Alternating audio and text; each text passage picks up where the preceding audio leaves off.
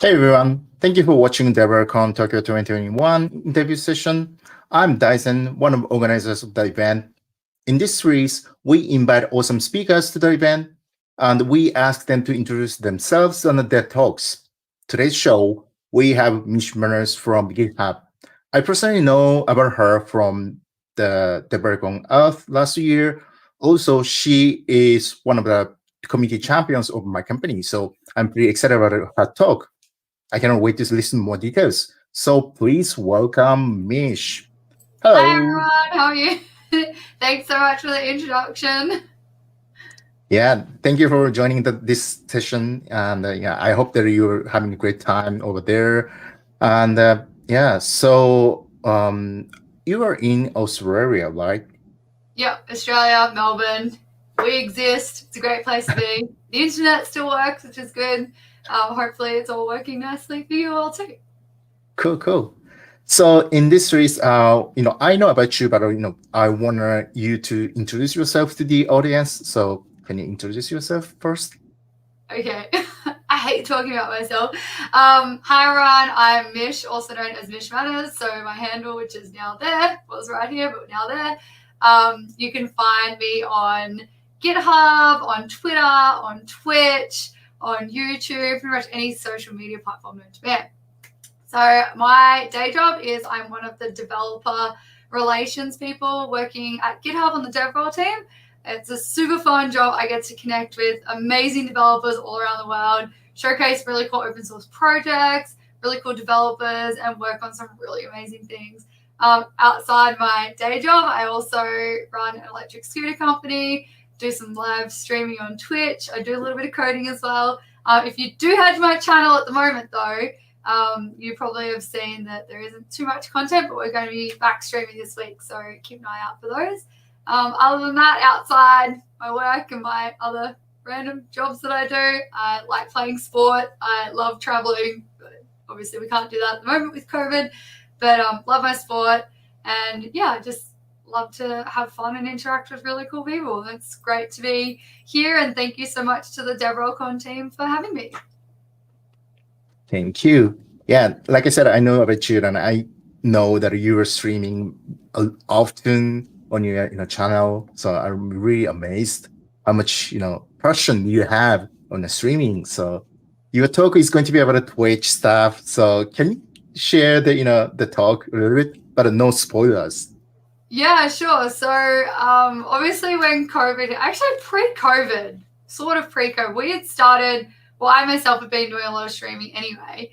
And on the DevRel team, we had been doing, started looking at a lot of different types of content creation.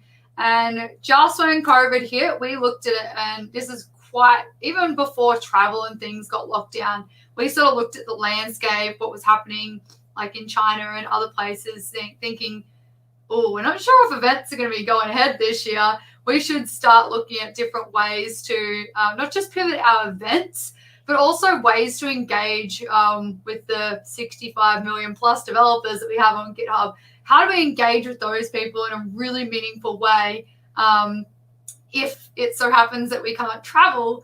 And then even if we can travel, how do we engage with developers who can't necessarily come to our event? So my talk's going to be about some of the learnings that we discovered going through this process of engaging with an audience in a new way, and some of the tips and tricks that we picked up around live streaming, engaging your developer relations audience on a platform that you may or may not be so familiar with. I know you, Dyson. Did I say that right, Dyson? Yeah, Cool. perfect. So I know you, especially on the Twilio team, right? You know, you've done a lot of live streaming as well, and I know you like a lot of your conferences and talk shows and things. And I think it's just a really fun, different way to engage your audience. You know, people are even asking us, you know, what happens when events either go back to normal? Does it become a hybrid approach? What does it come? So we're going to be talking about all that during the talk as well. So I won't give any spoilers away. Thank you. Yeah. So, like I said, I know you've been streaming many times, but when did you actually get started with the streaming? Last year or previous So COVID-19? I started streaming probably about, I think it was 2018. 18th, 17th. It's just coming up on my 3-year Twitch anniversary, actually. Or just went by. So yeah, about 3 years now. So yeah, it's really exciting. I do a lot of fun content on my channel. Everything from, we do live coding as well. You see me play Twilio Quest quite a bit on my channel. And then we obviously play some video games and stuff as well. So we'll be back playing probably some Fortnite on Friday, and this is the month of May, which is when we do all our charity streaming for St. Jude. So if anyone wants to get involved in that too, please drop by and say hi. But it's fun. Like people have said to me, how does it work on my personal channels when I'm like, I have such a mix, like not just in the games that I play, because I'm a variety streamer. I don't just play Fortnite. I play so many different games. But how does that mix with my audience? And doing the coding. So you got gaming and coding. And I was like, well, so many people have so many different interest areas anyway. Not everyone is interested in just coding or just gaming. Some people just come to, say hi or ask questions about GitHub, and that's totally fine, whether it's on a coding stream or a non-coding stream. I don't really mind. But even during COVID, I started experimenting with a few different things as well on my channel. Things like I started an AMA session.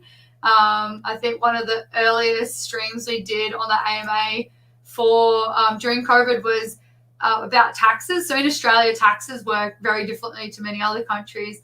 And when you're working from home, there's a lot more you can claim as tax deductible. So we did a whole stream around, personal finances. And now that everyone's working from home, how do you claim certain things in your tax? So, yeah, it's a lot of different types of content, but it was really fun. I think that stream heavily featured Excel spreadsheets. So from Excel spreadsheets to Python coding to Twilio questing, Fortniting, Elder Scrolls, a bit of everything. We've been doing it for about 3 years now, so it's been fun.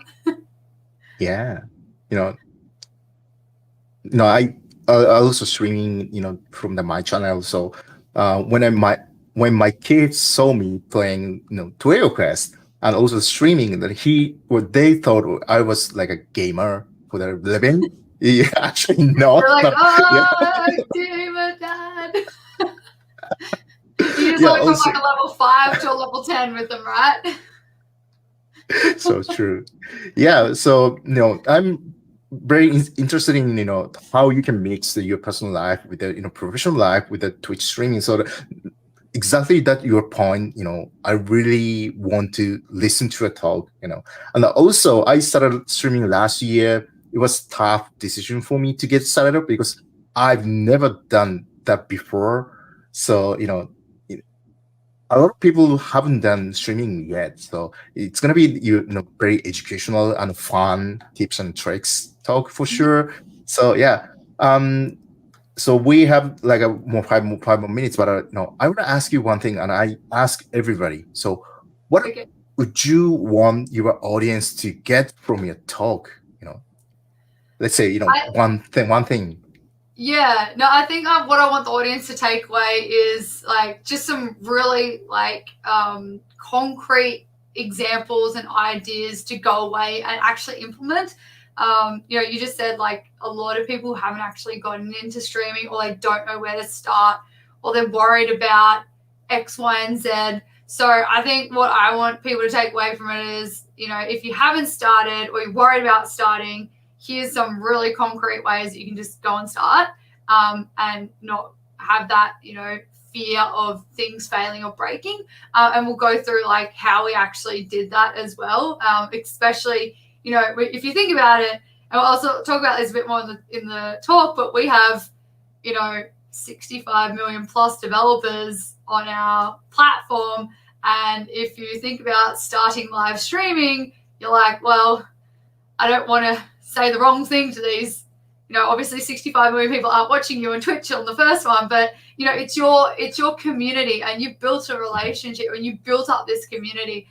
So a lot of people get a bit worried about, well, how do I engage with them and interact with them in a way I've never done before? So we'll go through that, and then we'll also go through some tips and tricks as well for those people who may have already been streaming for a little while, like how to take it to the next level and really like grow your audience. So it'll be for both audiences.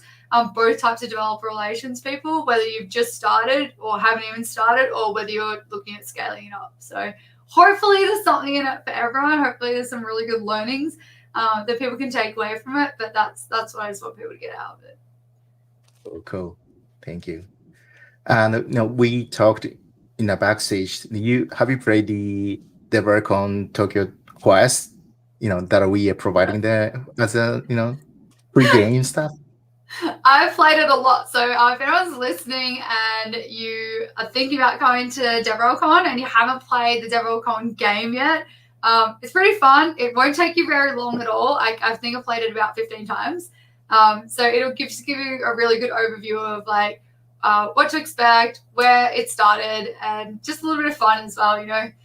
Everyone can be like, woohoo, game, I played on stream before you start streaming, or while your game is loading or something. But it's a really good way. But I think you've already mentioned that you're giving out special swag, right, for the first 100 people that complete it. I'm assuming that's all taken now, right?